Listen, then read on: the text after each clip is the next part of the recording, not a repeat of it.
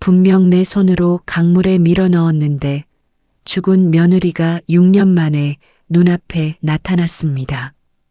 시어머니의 밥상 위에 놓인 장례식, 국화꽃 한 송이, 욕실 거울에 떠오른 기억해?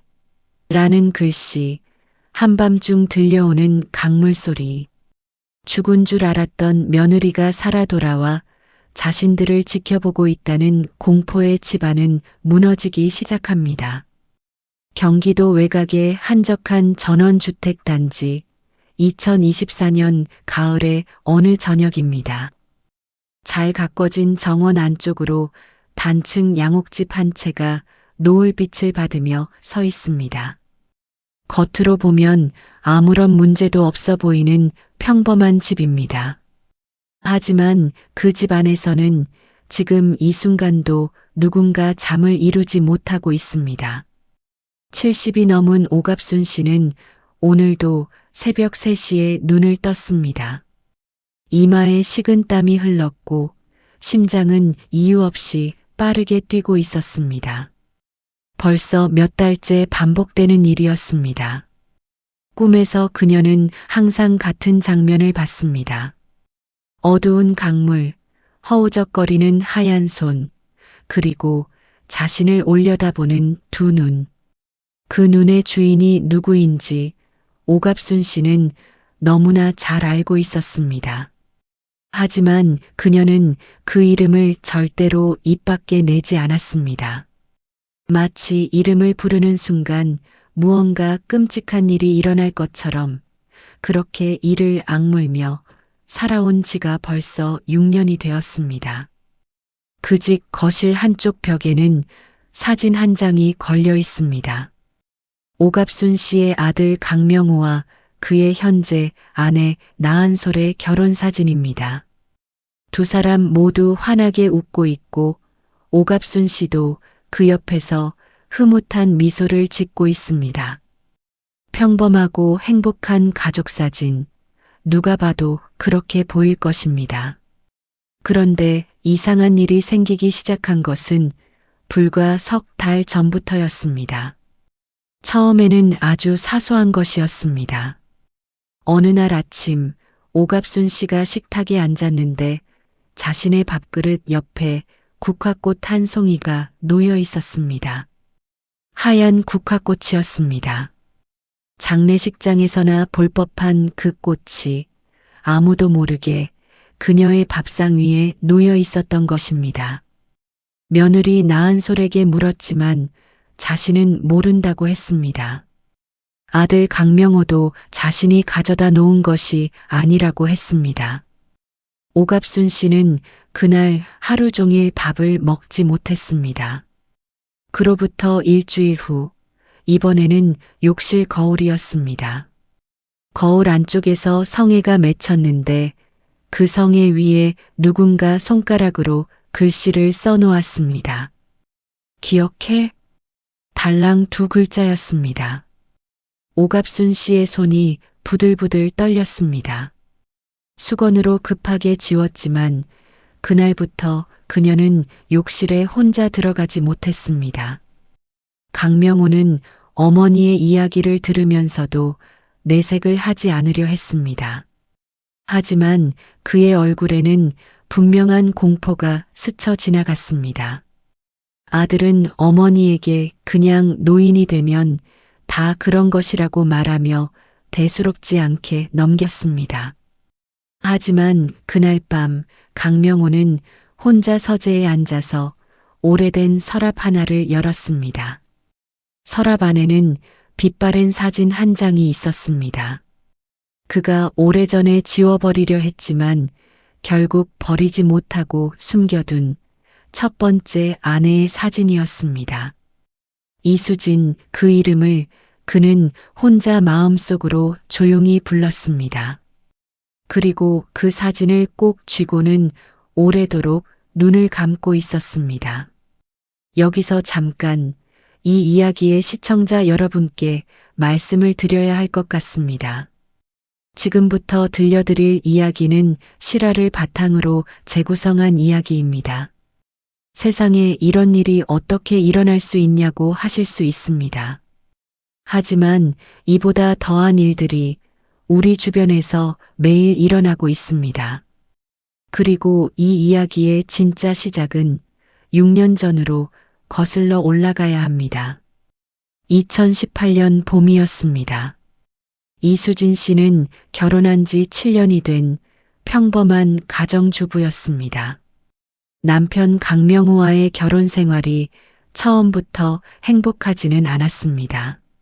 시어머니 오갑순 씨가 처음부터 이수진 씨를 탐탁지 않게 여겼기 때문입니다. 이수진 씨의 집안이 가난하다는 것이 이유였습니다.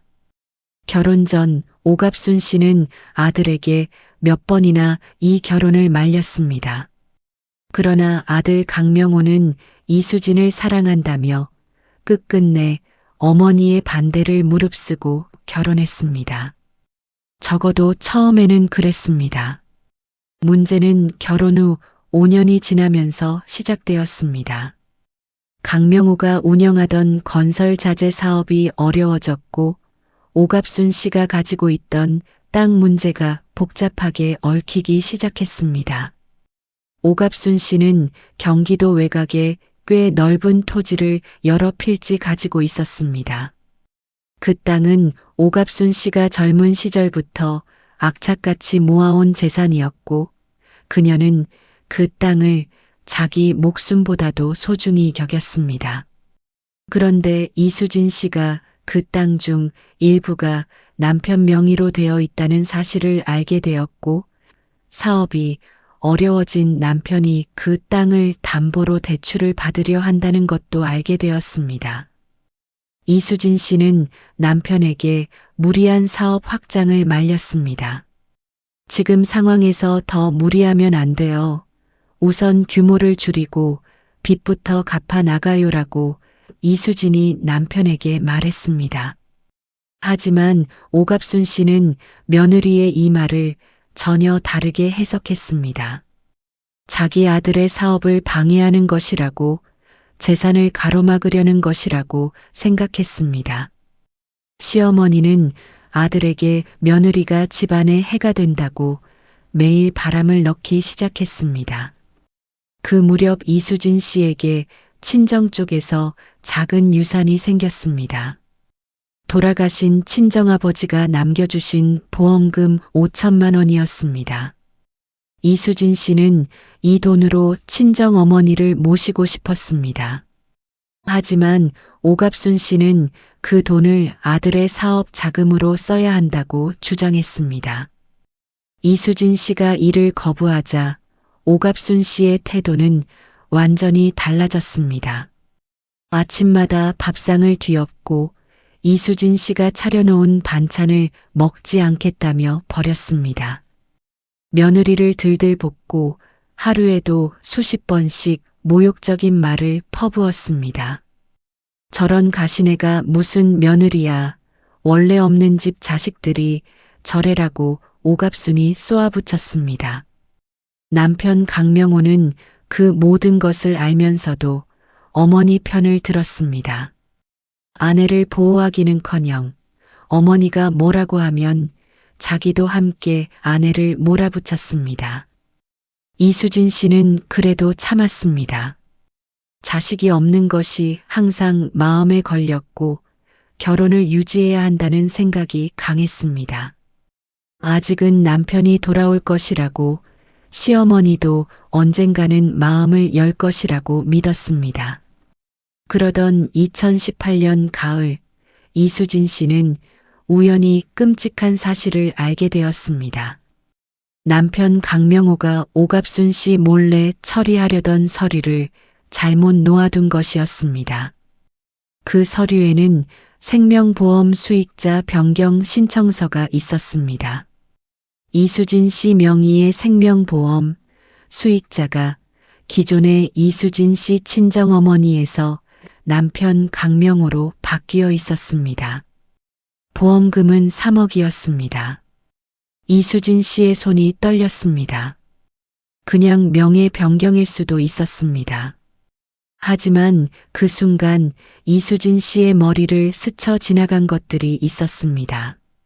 최근 들어 남편이 그녀에게 유난히 친절하게 굴었던 것, 시어머니가 갑자기 이수진 씨를 드라이브에 데리고 가자고 제안했던 것, 그리고 강가 근처 산책을 자꾸만 권했던 것들이 한꺼번에 떠올랐습니다. 이수진 씨는 그날 밤 잠을 이루지 못했습니다. 그리고 다음 날 새벽 그녀는 결심을 했습니다. 그날 밤은 10월 중순이었습니다.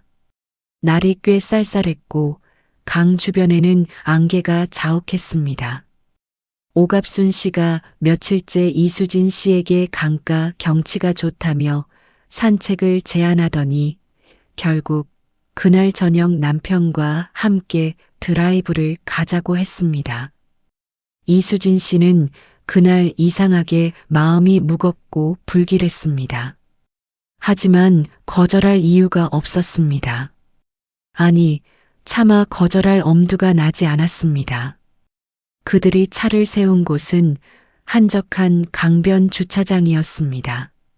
주변에 인적이 거의 없었습니다. 날씨가 쌀쌀하니까 저는 차 안에 있을게요라고 이수진이 말했습니다. 하지만 오갑순 씨가 팔짱을 끼며 같이 걷자고 강하게 이끌었습니다. 강둑을 따라 걷는 동안 이상하게도 남편이 이수진 씨의 뒤편으로 자꾸 위치를 바꾸었습니다. 이수진 씨는 심장이 쿵 내려앉는 느낌을 받았습니다. 그 순간 그녀는 돌아봤습니다. 남편의 얼굴이 보였습니다. 그 눈빛을 보는 순간 이수진 씨는 모든 것을 알아챘습니다. 그녀는 소리를 지를 틈도 없이 강둑 아래로 떨어졌습니다. 차가운 강물이 그녀를 삼켰습니다. 이후의 일은 아무도 몰랐습니다. 정확히는 두 사람은 이수진 씨가 죽었다고 믿었습니다. 강명호는 다음 날 아침 경찰서에 신고를 했습니다. 아내가 어제 저녁부터 집에 들어오지 않는다고 가출한 것 같다고 했습니다. 오갑순 씨도 함께 경찰서에 가서 며느리가 평소에 가출 충동이 있었다고 부부 싸움을 자주 했다고 진술했습니다. 경찰은 수색을 했지만 강물이 불어있는 상태에서 시신을 찾지 못했습니다. 며칠간 수색 끝에 강 하류에서 이수진 씨의 신발 한 짝이 발견되었습니다. 그리고 그것으로 사건은 미궁에 빠졌습니다. 강명호는 침통한 표정으로 아내를 계속 찾겠다고 했고 오갑순 씨는 눈물을 흘리며 며느리가 안타깝다고 했습니다. 동네 사람들도 그들을 불쌍하게 봤습니다. 이수진 씨의 친정 어머니는 딸이 가출했다는 말을 믿지 않았습니다. 딸이 그럴 사람이 아니라고 반드시 무슨 일이 생긴 것이라고 하며 경찰에 여러 번 찾아갔습니다. 하지만 시어머니와 남편의 진술, 발견된 신발 한 짝, 그리고 시신이 없는 상황에서 경찰은 실종 사건으로만 처리했습니다. 그렇게 1년이 지나고 2년이 지났습니다. 강명호는 그 사이 조용히 사업을 정리하고 오갑순 씨의 땅을 일부 팔아 돈을 마련했습니다. 그리고 4년 후 이수진 씨가 실종된 지 꼭 5년이 되던 해에 법원은 공시최고 절차를 거쳐 이수진 씨에 대한 실종 선고를 내렸습니다. 사망으로 처리된 것입니다. 강명호는 이수진 씨 명의의 생명보험금 3억 원을 수령했습니다. 이 사실을 아는 사람은 아무도 없었습니다. 그리고 얼마 후 강명호는 새로운 여성을 만나 재혼했습니다. 그녀의 이름은 나한솔, 12살 연하의 조용하고 착한 여자였습니다. 오갑순 씨도 며느리가 생겼다며 좋아했습니다. 겉으로는 완벽한 새 출발이었습니다. 그러나 세상에는 반드시 대가를 치르게 되어 있는 일이 있습니다. 그리고 그 대가는 생각지도 못한 방향에서 찾아옵니다. 이제 아무도 몰랐던 이야기를 해드릴 시간이 되었습니다. 그날 밤 강물 속에 빠진 이수진 씨는 죽지 않았습니다. 차가운 강물의 흐름이 그녀를 하류 쪽으로 밀어냈고 강아래보 근처에서 야간 낚시를 하던 70대 노인 최 씨가 무언가 떠내려오는 것을 발견했습니다. 처음에는 짐더미인 줄 알았습니다. 하지만 가까이 가서 보니 사람이었습니다. 최 씨는 혼자 힘으로 이수진 씨를 강가로 끌어올렸습니다. 이수진 씨는 의식이 없었고 체온이 급격히 떨어진 상태였습니다. 최 씨는 즉시 119에 신고했고 이수진 씨는 인근 소도시의 작은 병원으로 이송되었습니다. 문제는 신원이었습니다. 이수진 씨가 의식을 찾았을 때 그녀는 아무것도 말하지 않았습니다. 신분증도 없었고 핸드폰도 강물에 잃어버린 상태였습니다. 병원에서는 신원 미상의 익사 직전 여성 환자로 처리했습니다. 이수진 씨는 며칠간 의식이 돌아오지 않다가 나흘 만에 눈을 떴습니다. 그리고 조용히 천장을 바라보며 생각했습니다. 그녀는 경찰에 신고하지 않기로 했습니다. 아직 살아있다는 사실을 남편과 시어머니가 알면 이번에는 반드시 다시 손을 쓸 것이라는 확신이 들었기 때문입니다. 이수진 씨는 담당 간호사에게 조용히 부탁했습니다. 저는 박미란이에요. 이름 빼고는 아무것도 기억이 안 나요라고 이수진이 가느다란 목소리로 말했습니다. 그것이 그녀의 새로운 시작이었습니다. 박미란이라는 이름으로 사는 삶이 시작된 것입니다. 퇴원 후 이수진 씨는 최 씨의 도움으로 그 소도시에서 잠시 머물게 되었습니다. 최 씨는 이수진 씨의 사연을 들은 후 아무것도 묻지 않고 도움을 주었습니다. 나중에 이수진 씨가 진심으로 감사를 표하자 최 씨는 짧게 이렇게 말했습니다. 내가 건져 올린 목숨이니까 헛되이 살지는 말어라고 최 씨가 말했습니다. 이수진 씨는 그 말을 가슴 깊이 새겼습니다. 그녀는 그 후 6년이라는 시간 동안 완전히 다른 사람이 되었습니다. 처음 2년은 생존에 집중했습니다. 낮에는 작은 식당에서 일하고 밤에는 공부했습니다. 그녀가 집중한 것은 두 가지였습니다. 첫 번째는 법, 두 번째는 돈의 흐름이었습니다. 법을 공부하면서 이수진 씨는 자신의 사건이 어떻게 흘러가고 있는지 정확하게 파악할 수 있었습니다. 실종 선고가 내려지는 절차, 생명보험금이 지급되는 조건, 그리고 무엇보다 중요한 것, 살인 미수를 입증하기 위해 필요한 증거들. 그리고 3년이 지났을 때 이수진 씨는 뜻밖의 인물을 만났습니다. 대학 시절 가장 친한 친구였던 김도원이었습니다. 김도원은 변호사가 되어 있었고 우연히 지방 출장을 왔다가 이수진 씨를 알아봤습니다. 수진아, 너 맞지? 너 살아있었어? 라고 김도원이 믿을 수 없다는 표정으로 물었습니다. 이수진 씨는 처음에는 부정했습니다. 하지만 김도원이 눈물을 흘리며 자신의 팔을 붙잡자 이수진 씨도 결국 눈물을 쏟아냈습니다.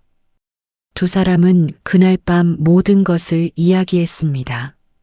김도원은 변호사로서 이수진 씨가 원하는 것이 무엇인지 정확하게 파악했습니다.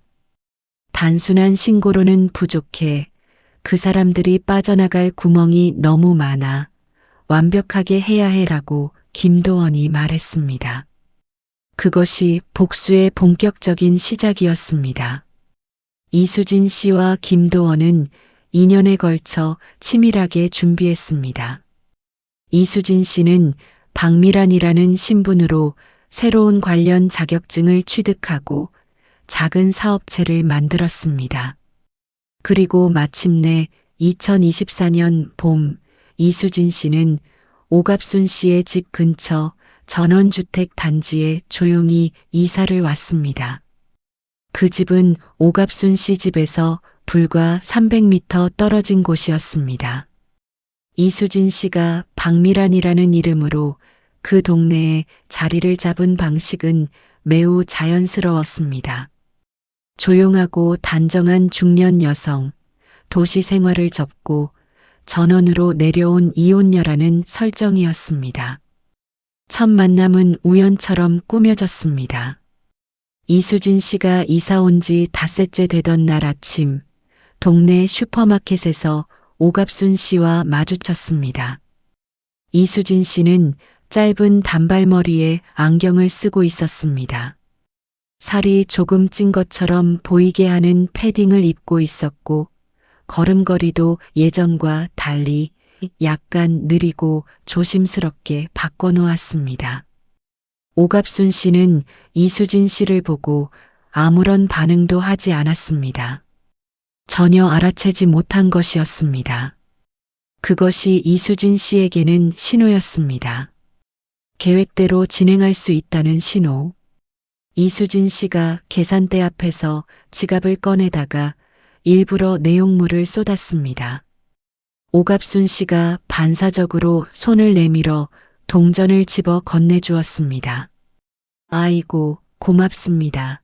저 이 동네 이사 온 지 얼마 안 됐는데 혹시 근처에 좋은 한의원이 있나요?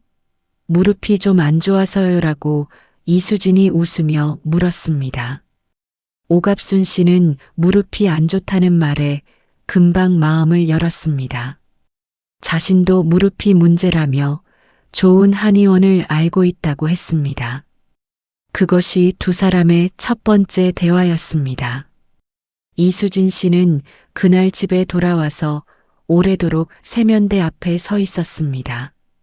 거울 속 자신의 얼굴을 바라보며 눈물을 참으며 천천히 숨을 고르며 살면서 가장 길었던 10분이었습니다. 그 후 이수진 씨는 단계적으로 오갑순 씨와 친해졌습니다. 매주 한 번씩 장을 보러 나올 때 마주치고 자연스럽게 안부를 물었습니다. 오갑순 씨는 새로 이사 온 박미란 씨가 마음에 들었습니다. 조용하고 예의 바르고 자신의 말을 잘 들어줬기 때문입니다. 요즘 이런 사람이 어디 있어. 젊은 사람들은 나이든 사람 말은 들으려도 안 하는데 라고 오갑순이 나은솔에게 흡족하게 말했습니다. 그 말을 전해 들은 이수진 씨는 쓴웃음을 지었습니다. 한 달이 지나자 오갑순 씨는 이수진 씨를 집으로 초대했습니다. 이수진 씨는 그 집 안으로 들어서면서 숨을 참았습니다. 6년 만에 보는 그 집이었습니다. 거실 배치가 조금 바뀌어 있었습니다. 하지만 주방 타일은 여전히 그대로였고 창문 너머로 보이는 뒷산의 소나무도 그대로였습니다. 무엇보다 저 벽에 걸린 강명호와 새 아내의 결혼 사진이 이수진 씨는 조용히 시선을 거뒀습니다. 그리고 테이블에 앉아 오갑순 씨가 내어준 차를 마셨습니다. 손이 떨리지 않도록 무릎 위에서 꼭 쥐고서. 시청자 여러분, 기억하시나요? 처음에 소개해드렸던 기이한 현상들을. 밥상 위에 흰 국화꽃, 욕실 거울에 쓰인 기억해, 그리고 이유 없는 새벽의 공포들. 이 모든 것의 설계자가 누구였는지 이제 밝혀드릴 시간이 되었습니다. 이수진 씨가 오갑순 씨의 집을 드나들기 시작하면서 조심스럽게 심리전을 시작했습니다. 첫 번째 국화꽃은 이수진 씨가 오갑순 씨의 집을 처음 방문했던 그날 아침에 놓아둔 것이었습니다. 오갑순 씨가 화장실에 간 사이 불과 30초 만에 주머니 속에 미리 접어서 가지고 온 흰 국화꽃 한 송이를 밥상 위에 올려놓았습니다. 욕실 거울의 글씨는 더 정교했습니다. 이수진 씨는 미세한 막을 형성하는 특수한 보이지 않는 수용성 제품을 거울 표면에 미리 발라두었습니다. 샤워 후 수증기가 차면 그 부분만 성에가 맺히지 않아 마치 누군가 글씨를 쓴 것처럼 보이는 효과였습니다. 이 외에도 이수진 씨가 준비한 심리전 요소들은 여러 가지가 있었습니다. 오갑순 씨의 서랍 속 물건들을 미세하게 위치 이동시키는 것, 밤중에 오갑순 씨 방 창문 밖에서 희미한 소리를 내는 것, 그리고 오갑순 씨가 아끼는 물건들 중 이수진 씨와 관련된 것들을 찾아내 살짝 위치를 바꿔두는 것들이었습니다. 오갑순 씨는 점점 불안해졌습니다. 가장 효과적이었던 것은 이수진 씨가 직접 만든 짧은 영상이었습니다. 어두운 화면, 강물 소리, 그리고 가느다란 여자의 목소리. 나 기억하지? 이 영상이 오갑순 씨의 오래된 태블릿 기기로 전송되었을 때 오갑순 씨는 태블릿을 방바닥에 내동댕이 쳤습니다. 명호야, 명호야. 라고 오갑순이 새벽에 비명처럼 아들을 불렀습니다. 강명호가 달려왔을 때 이미 영상은 자동 삭제된 후였습니다. 화면에는 아무것도 없었습니다. 강명호는 어머니가 노망이 나셨다고 꿈을 꾼 것이라고 달랬습니다. 하지만 강명호 자신도 흔들리기 시작했습니다. 그의 서재 책상 서랍 속에서 이수진 씨와 함께 찍었던 옛 사진이 자꾸 위치가 바뀌어 있었기 때문입니다. 분명히 맨 아래에 뒤집어서 넣어두었는데 언제부터인가 그 사진이 위에 올라와 있고 앞면이 보이게 놓여 있었습니다. 강명호는 혼자서 그 사진을 바라보다가 몇 번이고 서랍을 닫았다 열었다를 반복했습니다. 그 집안에는 보이지 않는 긴장이 쌓여가고 있었습니다. 한편 새 며느리 나은솔은 이 모든 기이한 일들을 이상하게 여기면서도 정확히 무슨 영문인지 몰랐습니다. 그러던 어느 날 나은솔은 박미란 씨를 만났습니다. 시어머니 오갑순 씨가 동네 친구로 소개해 준 것이었습니다. 나은솔은 박미란 씨가 왠지 모르게 따뜻하고 믿음직스러운 느낌이 든다고 생각했습니다. 두 사람은 금방 친해졌습니다. 어머니가 요즘 많이 불안해하세요. 잠을 못 주무시고 이유 없이 무서워하시는 것 같은데 혹시 치매 초기인가요? 라고 나은솔이 걱정스럽게 박미란에게 물었습니다. 이수진 씨는 나은솔을 바라보며 천천히 미소를 지었습니다. 그건 치매가 아닐 거예요. 마음속에 오래 묻어둔 무언가가 있을 때 사람은 그렇게 반응하기도 하거든요라고 이수진이 부드럽게 대답했습니다. 나은솔은 그 말의 의미를 정확히 이해하지 못했습니다. 하지만 왠지 섬뜩한 느낌이 들었습니다. 이수진 씨의 복수는 단순히 심리적 공포를 주는 것에서 끝나지 않았습니다. 그녀는 오갑순 씨와 강명호 사이를 조심스럽게 흔들기 시작했습니다. 그 균열의 씨앗은 돈이었습니다. 이수진 씨는 오갑순 씨와 자연스러운 대화를 나누면서 중요한 정보를 수집했습니다. 오갑순 씨가 아들에게 빌려준 돈이 있다는 것, 땅 일부를 팔 때 수익을 제대로 보고받지 못했다는 불만이 있다는 것, 그리고 새 며느리 나은솔에 대한 미묘한 불만도 있다는 것이었습니다. 이수진 씨는 이 정보들을 조합했습니다. 어느 날 이수진 씨는 오갑순 씨에게 부동산 관련 이야기를 하면서 자연스럽게 질문을 던졌습니다. 어머니, 5년 전에 아드님이 사업 때문에 어머니 땅 담보로 대출 받으셨을 때 그 후에 정산을 제대로 받으셨어요? 라고 이수진이 아무것도 모르는 척 물었습니다. 오갑순 씨의 눈빛이 흔들렸습니다. 그게 왜요? 라고 오갑순이 경계하며 물었습니다. 제가 예전에 아는 분이 비슷한 경우가 있었는데 알고 보니 아들이 중간에 꽤 많이 챙긴 게 있더라고요. 괜히 말씀드리는 건지 모르겠지만 한번 확인해 보시는 게 좋을 것 같아서요라고 이수진이 걱정스러운 표정으로 말했습니다. 오갑순 씨는 그날 이후 아들을 다시 보게 되었습니다. 처음에는 설마 하는 마음이었습니다. 하지만 이수진 씨가 며칠에 걸쳐 아주 조심스럽게 관련 질문들을 이어가자 오갑순 씨는 스스로 의심하기 시작했습니다. 그리고 아들이 보관하는 오래된 서류들을 몰래 들여다봤습니다. 이수진 씨는 이미 그 서류들 사이에 특정 내용을 담은 메모 하나를 끼워두었습니다.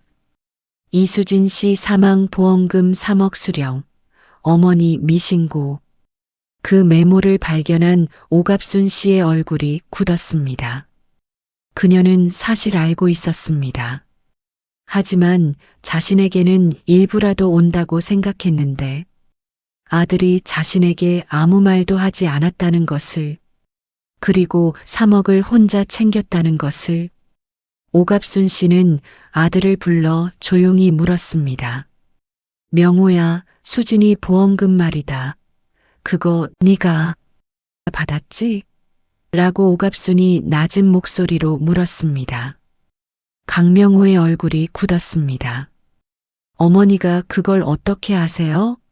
라고 강명호가 당황하며 물었습니다. 받은 건 맞구나. 얼마 받았어? 라고 오갑순이 싸늘하게 물었습니다. 어머니, 그건 나중에 이야기해요라고 강명호가 얼버무렸습니다. 그날 두 사람 사이에 처음으로 차가운 냉기가 흘렀습니다. 이수진 씨는 그 집 근처를 지나가다가 창문 사이로 들려오는 두 사람의 언성이 높아지는 소리를 들었습니다. 그녀는 천천히 걸음을 옮기며 조용히 중얼거렸습니다. 아직 시작도 안 했어. 이수진 씨의 계획에서 나한솔은 처음에는 단순한 변수였습니다. 하지만 시간이 지나면서 나한솔은 이수진 씨에게 예상치 못한 중요한 인물이 되었습니다. 나한솔은 착한 사람이었습니다. 진심으로 착한 사람이었습니다. 그리고 무엇보다 매우 예리한 사람이었습니다. 나한솔은 이수진 씨를 만날수록 이상한 기분을 떨칠 수 없었습니다. 박미란 씨가 하는 말들, 하는 행동들이 왠지 모르게 이 집과 깊이 연결된 것 같은 느낌이 들었기 때문입니다. 그러던 어느 날 나한솔은 시어머니의 오래된 앨범을 정리하다가 사진 한 장을 발견했습니다. 그것은 강명호의 첫 번째 결혼식 사진이었습니다. 오갑순 씨가 앨범 깊숙이 숨겨두었던 것인데 정리하는 과정에서 뒤에서 찾아진 것이었습니다. 나한솔은 그 사진 속의 여자를 보았습니다. 그리고 심장이 멈추는 것 같은 느낌을 받았습니다. 사진 속 여자는 머리카락이 길고 안경도 없었지만 분명히 박미란 씨를 닮아 있었습니다. 나한솔은 한참 동안 그 사진을 들여다봤습니다. 떨리는 손으로 사진을 조심스럽게 제자리에 돌려놓은 후 혼자 방에 앉아서 생각에 잠겼습니다. 설마 그럴 리가 없다. 그냥 비슷하게 생긴 것이겠지. 하지만 그 이후로 나한솔은 박미란 씨를 볼 때마다 자꾸만 그 사진이 떠올랐습니다. 어느 날 나한솔은 용기를 내어 박미란 씨에게 물어봤습니다. 박 선생님, 혹시 결혼을 한 번 하신 적 있으세요? 라고 나한솔이 조심스럽게 물었습니다. 이수진 씨는 나한솔을 바라봤습니다. 그리고 잠시 침묵 후 이렇게 말했습니다. 있어요.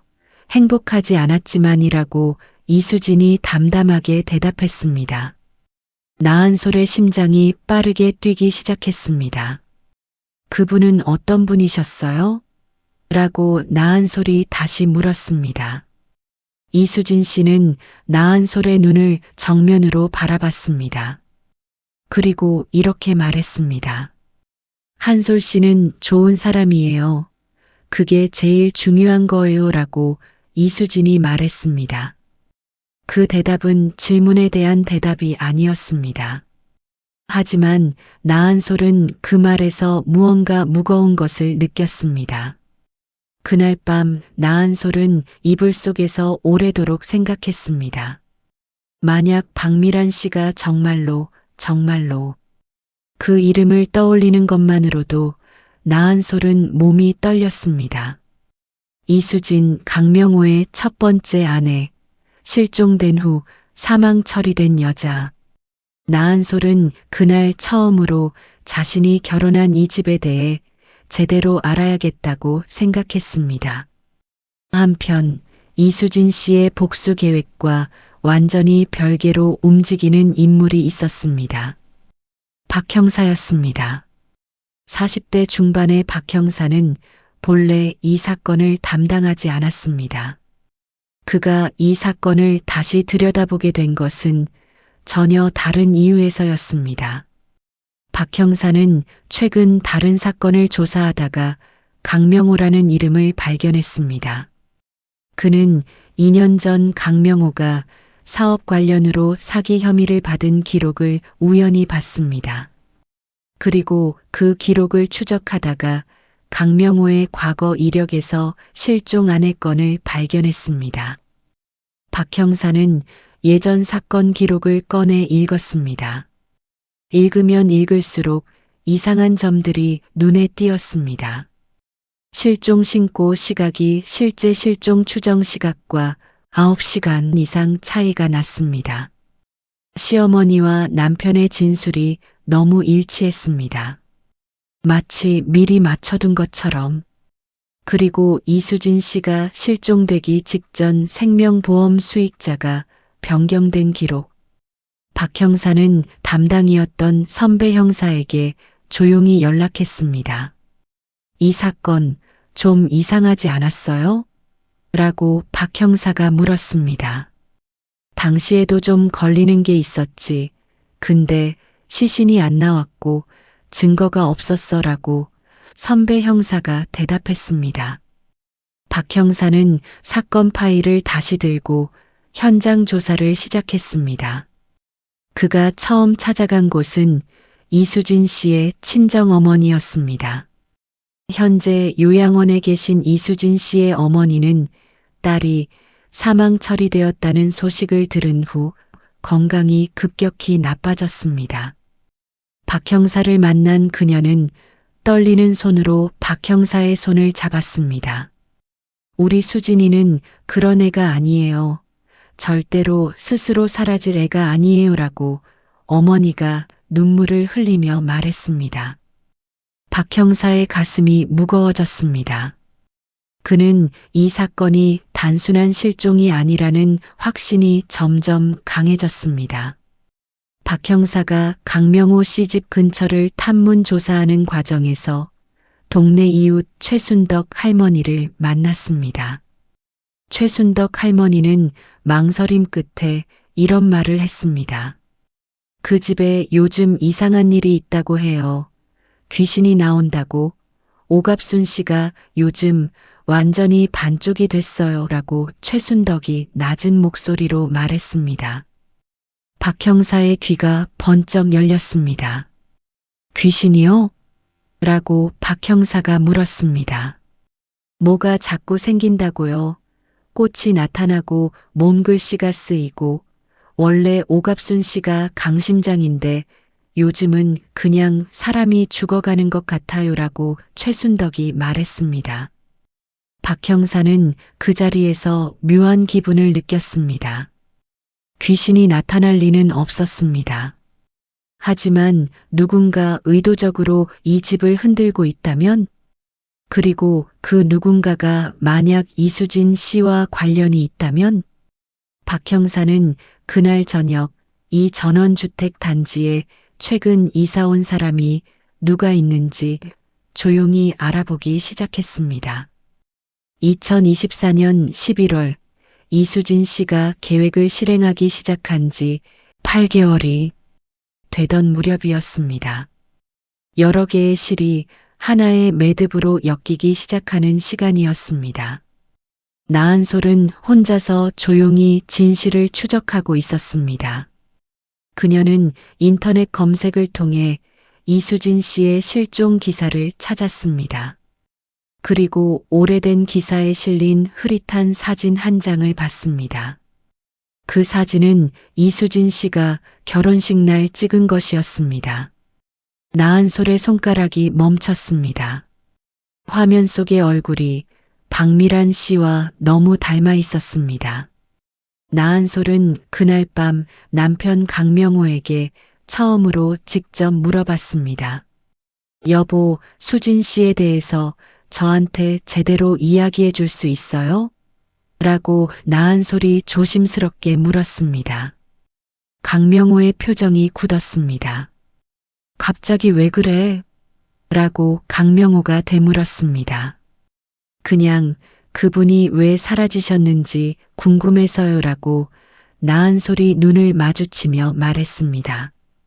강명호는 잠시 침묵했습니다. 그리고 아내가 가출한 것이라고, 사이가 좋지 않았다고 짧게 대답하고 방으로 들어가 버렸습니다. 나은솔은 남편의 뒷모습을 보며 오래도록 생각했습니다. 한편 박 형사는 단지 입주 명단을 통해 박미란이라는 이름을 찾아냈습니다. 그리고 그 이름으로 추적을 해보니 이상한 점이 있었습니다.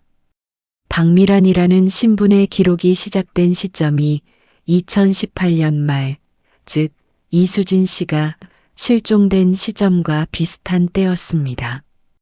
박 형사는 박미란 씨에 대한 정보를 더 수집하기 시작했습니다.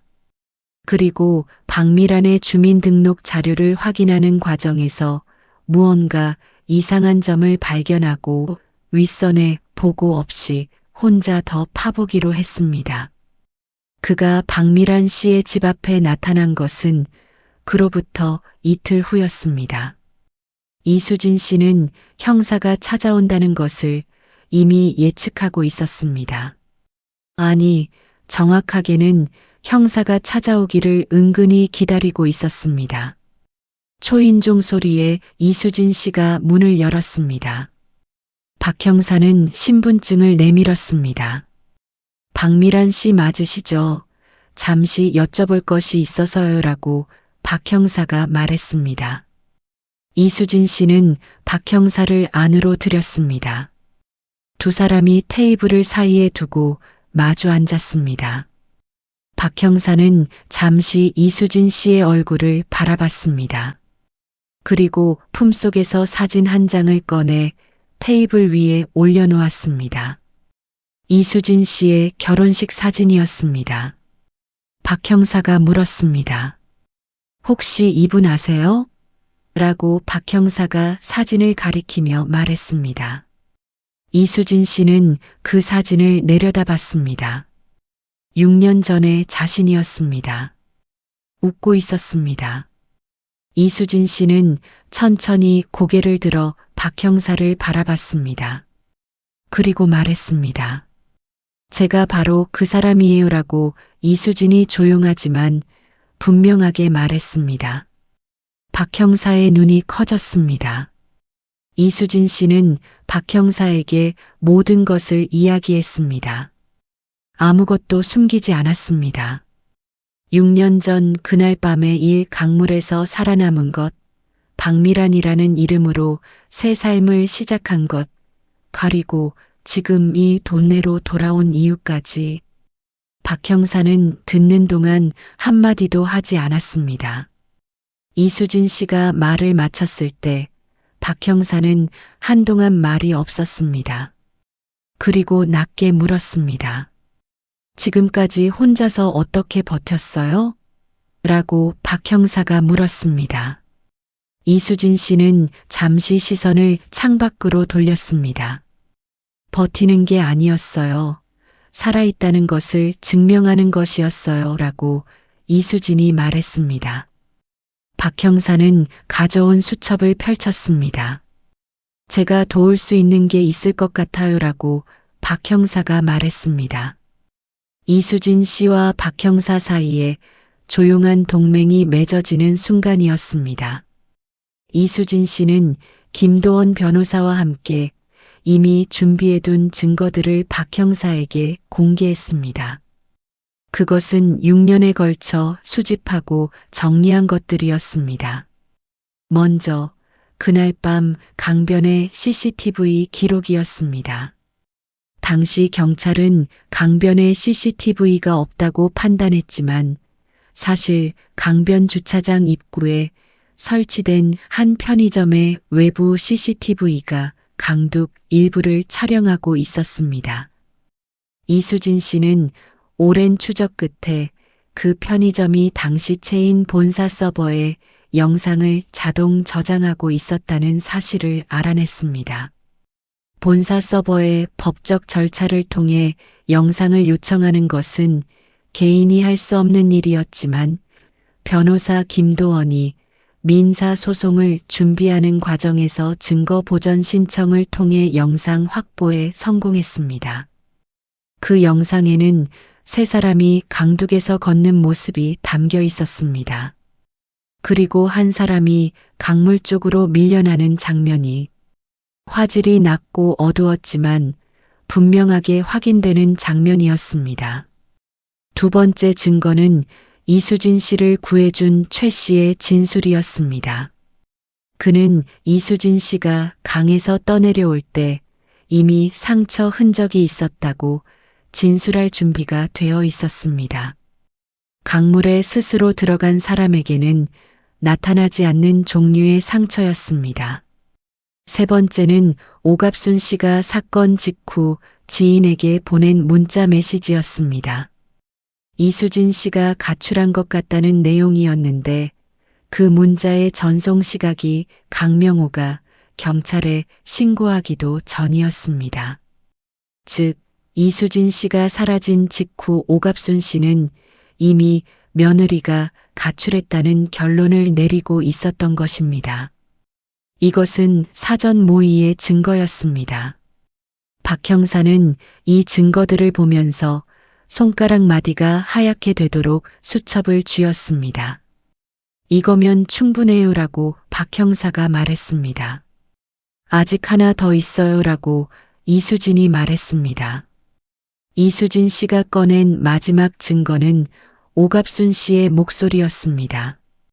이수진 씨가 이 동네에 박미란으로 살면서 오갑순 씨와 가까워진 후 오갑순 씨가 어느 날 밤 잠결에 혼잣말을 하는 것을 이수진 씨가 우연히 들었습니다. 그리고 그 후 이수진 씨는 조심스럽게 대화를 유도했습니다. 오랫동안 억눌렸던 죄의식, 점점 심해지는 공포, 그리고 박미란이라는 이름의 낯선 이가 이상하게도 자신에게 편안함을 주는 것 같다는 착각. 오갑순 씨는 어느 날 밤 박미란 씨에게 이런 말을 했습니다. 사람이 죄를 지으면 그게 평생 따라다니는 것 같아. 우리 집에 요즘 이상한 일이 생기는데 나는 그게 다 내 탓인 것 같아라고 오갑순이 흔들리는 눈빛으로 중얼거렸습니다. 어머니가 무슨 죄를 지으셨는데요? 라고 이수진이 조용히 물었습니다. 오갑순 씨가 잠시 침묵했습니다. 그리고는 이렇게 말했습니다. 내가 사람을 잘못 대했어라고 오갑순이 말했습니다. 그것뿐이었습니다. 직접적인 자백은 아니었습니다. 하지만 이수진 씨는 이 모든 대화를 소형 녹음기로 기록해 두었습니다. 박 형사는 그 녹음을 듣고 오래도록 아무 말도 하지 못했습니다. 박 형사가 움직이기 시작했습니다. 검찰과 협력하여 정식 수사가 개시되었습니다. 수사는 조용하게 그러나 빠르게 진행되었습니다. 오갑순 씨와 강명호는 아무것도 모른 채 일상을 보내고 있었습니다. 그러던 어느 날 오전 오갑순 씨가 거실에 앉아 TV를 보고 있을 때 초인종이 울렸습니다. 문을 열자 2명의 형사가 서 있었습니다. 오갑순 씨 맞으시죠? 잠시 동행해 주시겠어요? 라고 형사가 말했습니다. 오갑순 씨의 얼굴이 창백해졌습니다. 같은 시각 강명호의 사무실에도 형사들이 찾아왔습니다. 강명호는 처음에는 모른다고 버텼습니다. 아내가 가출한 것이라고 자신은 아무것도 한 것이 없다고 했습니다. 하지만 형사가 강변 CCTV 영상을 테이블 위에 올려놓는 순간 강명호의 말이 멈췄습니다. 이게 누구입니까? 라고 형사가 물었습니다. 강명호는 그 흐릿한 영상 속 세 사람을 바라봤습니다. 그리고 손이 떨리기 시작했습니다. 저는 어머니가 시킨 거예요 라고 강명호가 결국 말했습니다. 그것이 균열의 시작이었습니다. 오갑순 씨는 경찰서에서 강명호가 먼저 자백했다는 사실을 전해 들었습니다. 아들이 자신에게 책임을 떠넘겼다는 것을. 오갑순 씨의 눈에서 눈물이 흘러내렸습니다. 하지만 그것은 억울함의 눈물인지 후회의 눈물인지 공포의 눈물인지 아무도 알 수 없었습니다. 내가 그렇게까지 하라고 한 게 아니야. 그냥 좀 겁만 주라고 했지라고 오갑순이 흐느끼며 말했습니다. 형사가 조용히 말했습니다. 오 씨, 강물에 사람을 밀어넣는 것이 겁을 주는 건가요? 라고 형사가 물었습니다. 오갑순 씨는 대답하지 못했습니다. 강명호와 오갑순 씨가 정식으로 기소되던 날 이수진 씨는 변호사 김도원과 함께 검찰청 앞에 서 있었습니다. 6년 만에 처음으로 이수진이라는 이름으로 서 있는 자리였습니다. 짧은 단발머리, 안경, 그 모든 것을 벗어냈습니다. 머리를 길게 내리고 있는 그대로의 얼굴로 김도원이 이수진 씨의 팔을 꼭 쥐었습니다. 다 왔어. 수진아라고 김도원이 말했습니다. 이수진 씨는 고개를 끄덕였습니다. 그 순간 검찰청 안에서 강명호가 수갑을 차고 나왔습니다. 강명호는 고개를 숙이고 걸어 나오다가 정면에 서 있는 사람을 봤습니다. 그의 걸음이 멈췄습니다. 강명호의 얼굴이 새하얗게 질렸습니다. 그가 바라보는 얼굴은 6년 전 자신이 강물로 밀어넣은 바로 그 얼굴이었습니다. 수진아? 라고 강명호가 떨리는 목소리로 말했습니다. 이수진 씨는 아무 말도 하지 않았습니다. 그냥 바라봤습니다. 그 눈빛이 말하는 것은 분명했습니다. 나는 죽지 않았다. 나는 여기 있다. 그리고 나는 기억하고 있다. 강명호의 눈에서 눈물이 흘러내렸습니다. 그것이 진심 어린 눈물인지 아니면 공포의 눈물인지 이수진 씨는 알 수 없었고 알고 싶지도 않았습니다. 조금 뒤 오갑순 씨도 건물 밖으로 나왔습니다. 70대의 노인, 한때 자신이 살았던 집에서 호기롭게 군림하던 그 여자가 지금은 수갑을 차고 구부정하게 걸어 나오고 있었습니다. 오갑순 씨가 이수진 씨를 봤습니다. 두 눈이 마주쳤습니다. 오갑순 씨의 다리가 풀렸습니다. 옆에 있던 형사가 부축했습니다. 오갑순 씨가 뭔가를 말하려고 입을 열었습니다. 이수진 씨는 손을 들어 그것을 막았습니다. 그리고 천천히 또렷하게 말했습니다. 하실 말씀은 법정에서 하세요라고 이수진이 말했습니다. 그것이 전부였습니다.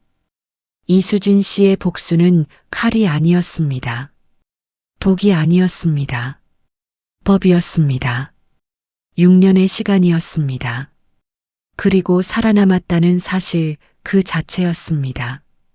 강명호가 구속되던 날, 나한솔은 아무도 없는 집에 홀로 앉아 있었습니다. 그녀는 박미란 씨가 이수진 씨라는 사실을 뉴스로 알게 되었습니다. 처음에는 충격이었습니다. 그 다음은 분노였습니다. 자신이 몰랐다는 것에 대한 분노, 속았다는 것에 대한 분노. 하지만 오래지 않아 나한솔은 다른 감정을 느꼈습니다. 그것은 연민이었습니다. 나한솔은 박미란 씨와, 아니 이수진 씨와 나눴던 대화들을 떠올렸습니다. 한솔 씨는 좋은 사람이에요. 그게 제일 중요한 거예요 라는 그 말을.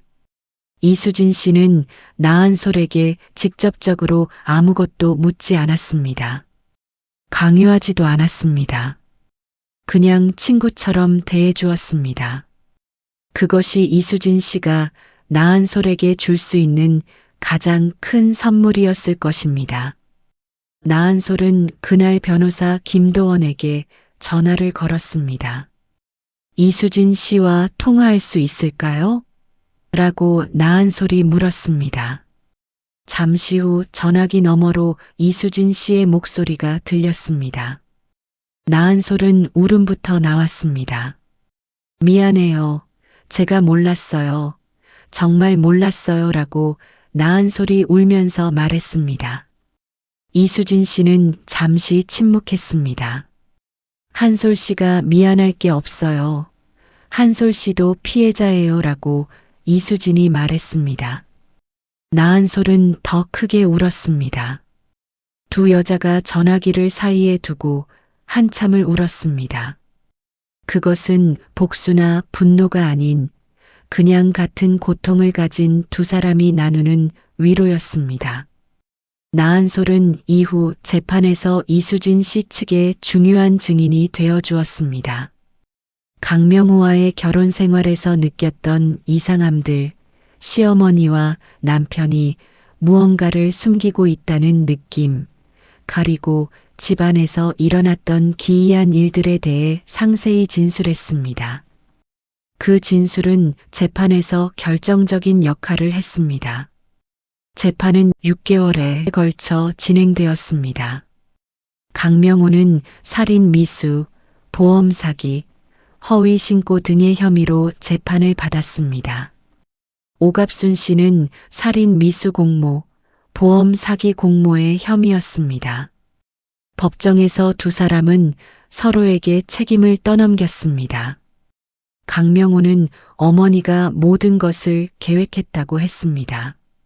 오갑순 씨는 아들이 독단으로 행동한 것이라고 했습니다. 하지만 그들의 변명은 증거 앞에서 힘을 잃었습니다. CCTV 영상, 문자 메시지 기록, 보험금 수령 내역, 그리고 이수진 씨 본인의 생생한 증언. 법정에 선 이수진 씨는 흔들리지 않았습니다. 6년의 준비가 그녀를 단단하게 만들어 놓았기 때문입니다. 판사가 판결을 선고하던 날 이수진 씨는 법정 방청석에 앉아 있었습니다. 강명호에게 징역 12년이 선고되었습니다. 오갑순 씨에게 징역 7년이 선고되었습니다. 판결이 낭독되는 순간 강명호는 고개를 떨구었습니다. 오갑순 씨는 울음을 터뜨렸습니다. 명호야, 명호야라고 오갑순이 울부짖었습니다. 방청석에서 이수진 씨는 눈을 감았습니다. 아무 감정도 없을 것이라고 생각했는데 눈에서 눈물이 흘렀습니다. 김도원이 그 눈물을 봤습니다.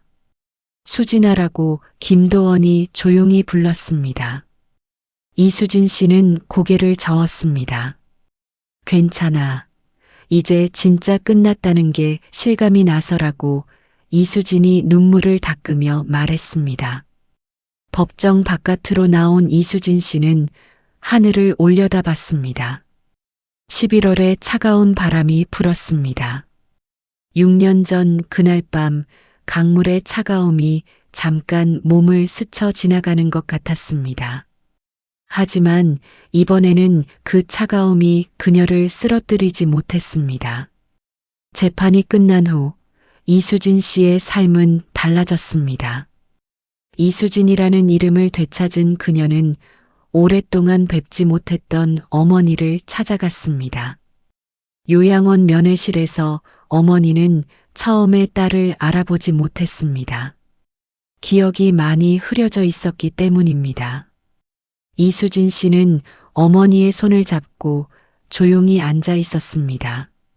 엄마, 나 수진이야라고 이수진이 말했습니다. 어머니가 천천히 고개를 들었습니다. 그리고 딸의 얼굴을 한참 들여다봤습니다. 눈물이 흘러내렸습니다. 말은 없었습니다. 하지만 그 손의 떨림으로, 그 눈빛으로 모든 것이 전해졌습니다. 이수진 씨는 어머니 곁에서 1시간을 울었습니다. 6년 동안 참았던 눈물이었습니다. 6년 동안 꺼내지 못했던 이름, 엄마. 그 이름을 다시 부를 수 있게 된 것만으로도 이수진 씨에게는 충분했습니다. 이수진 씨는 이후 이 동네를 떠났습니다.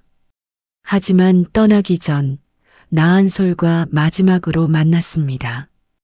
두 사람은 조용한 카페에서 차를 마셨습니다. 나한솔은 이혼을 준비 중이었습니다. 어디 가세요? 라고 나한솔이 물었습니다. 고향으로 가려고요. 어머니 가까이 있고 싶어서라고 이수진이 말했습니다. 나한솔이 고개를 끄덕였습니다. 잘 사세요. 진짜로요라고 나한솔이 말했습니다. 이수진 씨가 미소를 지었습니다.